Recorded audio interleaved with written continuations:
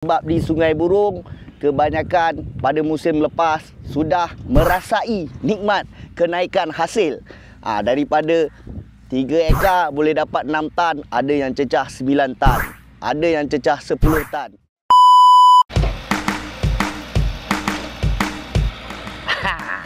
Ini yang buatkan kaum-kaum lelaki boleh menyangkung 3 jam tengok benda lah ni buat kerja. Apa yang saya nak ceritakan ni lagi penting daripada benda Allah tu buat batas.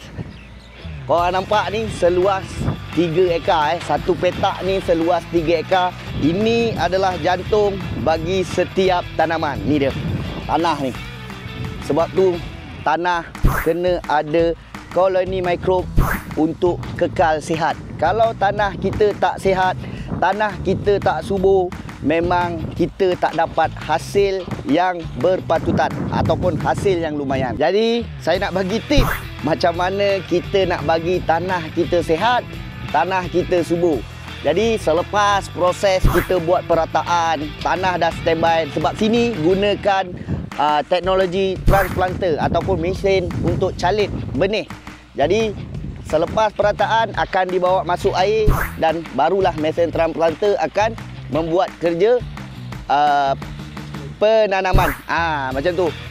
Tapi bila dah masuk air, korang boleh pancut dengan semburan Power Grow dengan kadar 400 ml untuk kawasan 1 ekar. Jadi untuk satu lot ni hanya menggunakan 1.2 liter Power Grow sebelum benih korang dicalit dekat tapak ni.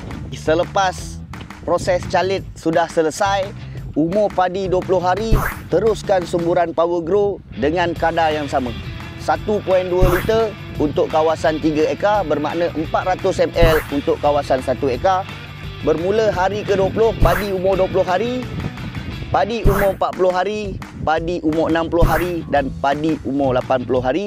Konsisten buat, korang akan nampak perbezaan dia. Sebab di Sungai Burung, kebanyakan pada musim lepas sudah merasai nikmat kenaikan hasil. Daripada 3 ekar boleh dapat 6 tan, ada yang cecah 9 tan, ada yang cecah 10 tan. Itu adalah rekod kita di Sungai Burung.